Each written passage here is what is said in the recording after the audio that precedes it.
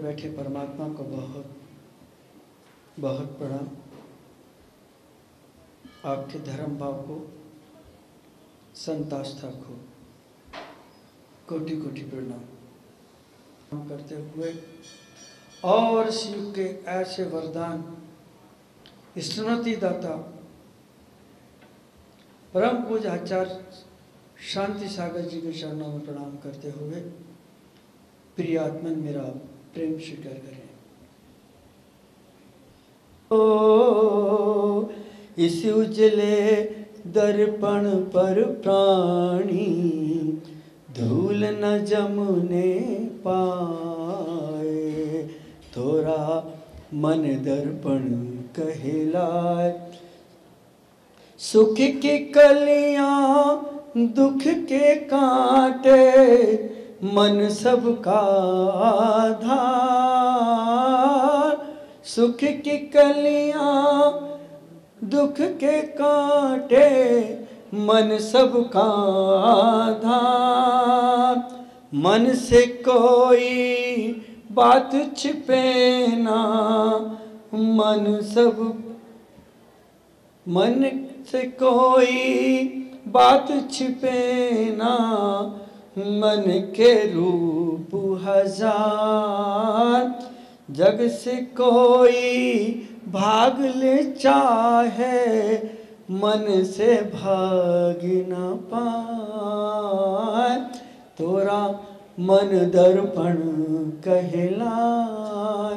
आप मन को पकड़ लो।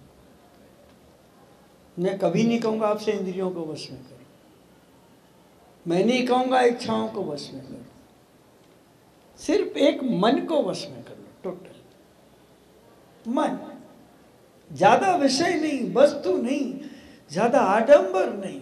पूरे शरीर को मत सताओ, मत शरीर के हाथ पांव काटो, मत खड़े हो, मत करिश्मा दिखलाओ, सिर्फ मन पे कंट्रोल कर लो। एक ही चीज खाली, मन।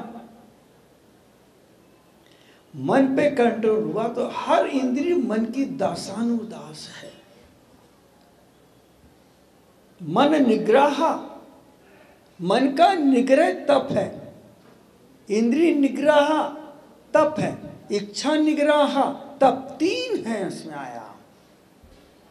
और वो मछली तीर्थंकर के समुद्र में जाकर के जाति सुनना आते ही वर्तमान मिले। दिगंबर मुद्रा के चरणों में बैठने का परिणाम भी मिला उसे। तो द्रव्य पुण्य अलग है और भाव पुण्य अलग है।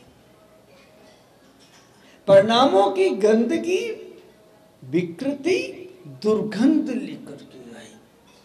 जब आप किसी की निंदा कर रहे हो, अवमानना कर रहे हो, आलोचना कर रहे हो, तो बस इतना ध्यान रखना, पर आत्मनिंदा विसंशय सत्सोत गुणों क्षयने भावई नीचे गोत्रस्य।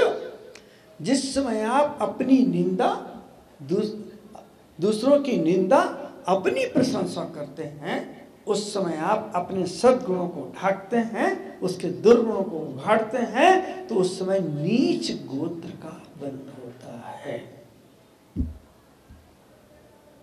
नीच गोत्र, कितनी भी सुंदर काया मिले फिर उसी मछली की पर्याय में जाएंगे। सोच लीजिए। महावीर का जीवन दर्शन, जिसे सजाया नहीं, गहने नहीं पहनाए, अहंकार नहीं जगा, अद्भुत काया थी जिनकी, इच्छा करते तो हजारों राजकुमारियां सामने आकर के खड़ी हो सकती थी, लेकिन नो डिजायर नो वांट, न इच्छा है न आकांक्षा है। और बचपन से जिनका जीवन शुरू हुआ, कितने उससे शुरू हुआ। कभी देखा आपने, सुना है कि बालक का अभिषेक चल रहा है, इंद्र के मन में शंका हो गई।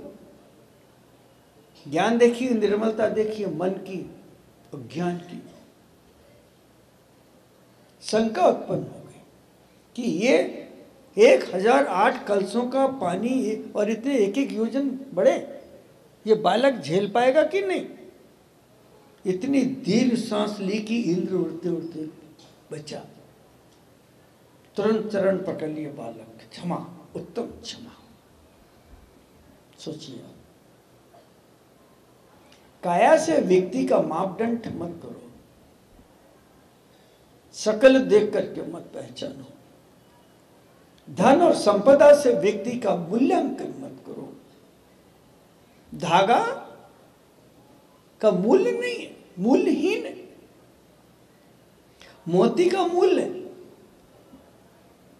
लेकिन वही धागा जब उसकी संगति करता है फूल की, मोती की, तो धागा भी मूल्यवान हो जाता है।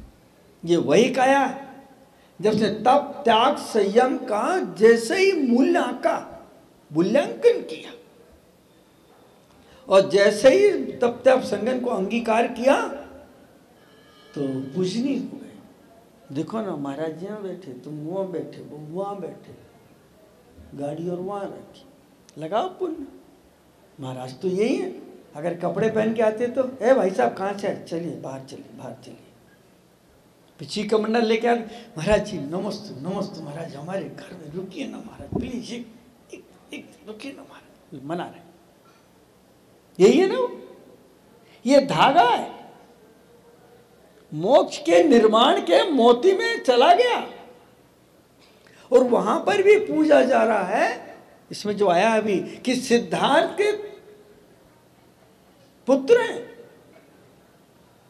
जन्म हुआ है।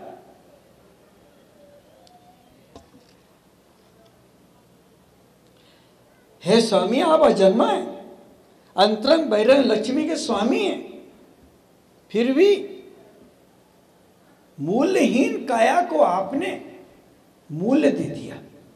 कितनी बड़ी बात लिखी यहां पे। तब की संगति करके आप श्रीमान हैं। आप देखो, श्रीमान कितना अच्छा शब्द है। आप श्रीमान होकर भी सम्राट के पुत्र हैं, आप श्रीमान होकर के श्री धाम चले गए। दो विशेषण है, श्रीमान हैं और आप कहां चले गए, श्री धाम चले गए, शिव पर चले गए। कैसा उपयोग किया उन्होंने। धागा भी मूल्यवान हो गया और मैं कहता हूं धागा भी मूल्यवान है, मोती भी मूल्यवान है, लेकिन उससे भी बड़ी एक चीज मूल्यवान है। बताओ कौन बोलेगा। समय हो रहा है, 2 मिनट शेष है, बोलिए कौन करेगा। धागा मूल्यवान है, फूल भी मूल्यवान है, मोती उससे ज्यादा कौन है। प्लीज पड़ोसी की कसम उत्तर दे दीजिए ना। मेरे प्रश्न क्वारे रहते हैं। राजा जी आप मेरे प्रश्नों के लिए कोई खोजो उत्तर, सगाई तो करो उसकी। बोलिए। धागा तो बोल ही रहा हूं। अरे बोधि दुर्लभ है।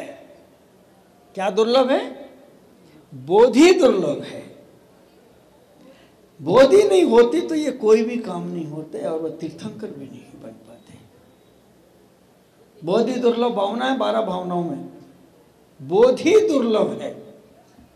इनका तो मूल हो गया, लेकिन फूल का या मोती का और धागे के साथ जो ज्ञान है, जो बोधि, अगर वही नहीं होती, जो दुर्लभ है, तो क्या कर लेते आप। तो इस काव्य के अंदर कहा जा रहा है कि हे स्वामी, आप श्रीमान थे, श्रीधाम पहुंच गए, मां के पेट से जन्म लिया तो अजन्मित हो गए आपको शरीर मिला तो स्वर्ण का बना लिया और स्वर्ण का शरीर भी पसंद नहीं आया तो आप ज्ञान शरीर ही होकर के चले गए। हे ऐसे वर्धमान स्वामी, आप मेरे नैनों के माध्यम से, मेरी श्रद्धा के माध्यम से, मेरी भक्ति के माध्यम से, मेरे समर्पण के माध्यम से, हे स्वामी आप मेरे हृदय में आकर के विराजमान हो। नयन पथगामी भवतु मे, बोलिए, नयन पथगामी भवतु मे। मेरे साथ हाथ ऊपर कर लीजिए जरा, एक मिनट ऊपर। हे मालिक तेरे बंदे हम,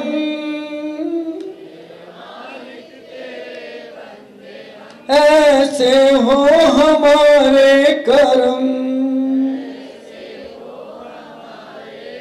नेकी पर चले और बदी से डरे,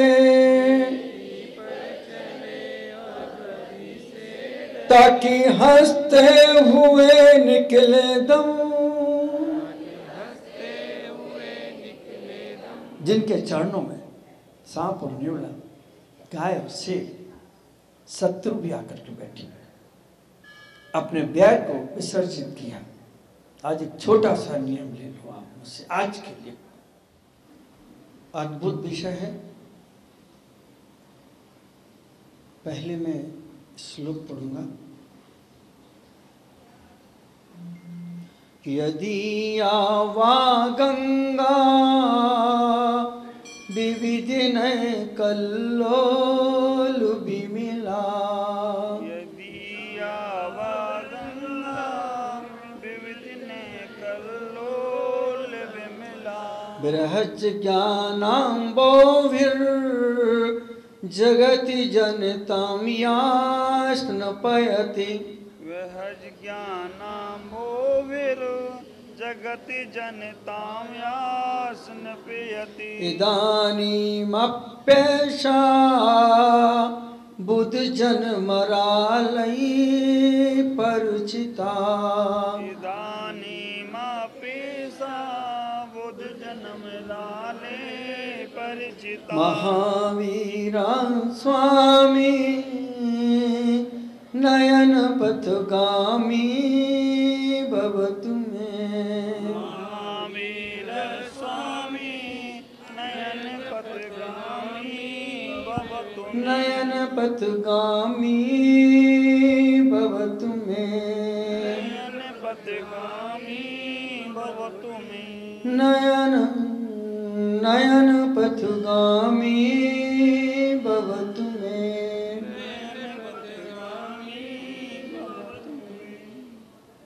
शास्त्र, शासन, शासन,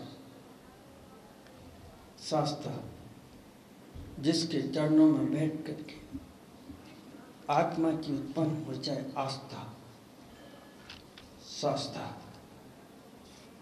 शासक, जिसको सुन करके इंद्रिय शासन की भावना पैदा हो जाए, शासक, शासन, जिसकी मुद्रा को देख करके, छवि को देख करके पैदा हो जाए आत्मानुशासन, वो शासन। एक ऐसा शास्त्र जिसे शास्त्र की जरूरत नहीं पड़ी, एक ऐसा शास्त्र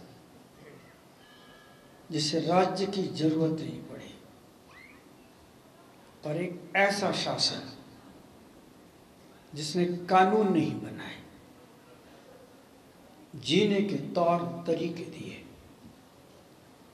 प्रेम से समझाया, आचरण करके समझाया।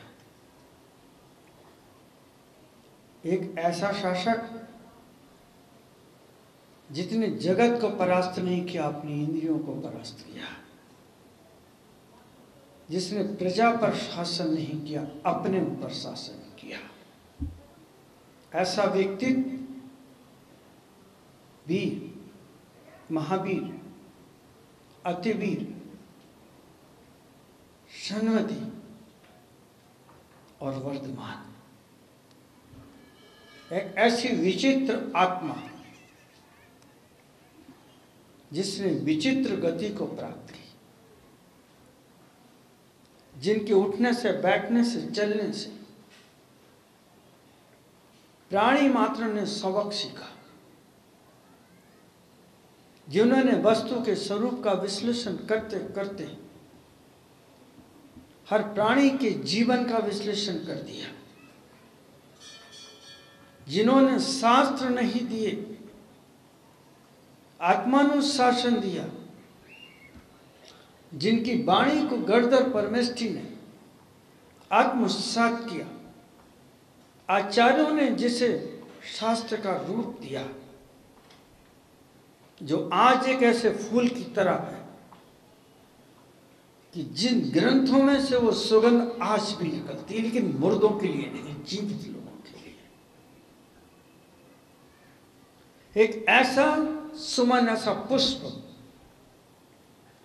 वाणी का खिला हुआ पुष्प, अगर हम जिज्ञासु हैं, आत्मपिपासु हैं, आत्मवेदना के दर्शन को पीड़ित हैं, तो वह शास्त्र की तस्वीर दिखाता है भीतर। वह शास्त्र आत्मानुशासन की झलक दिखलाता है। वह शास्त्र महावीर बनने की प्रेरणा नहीं।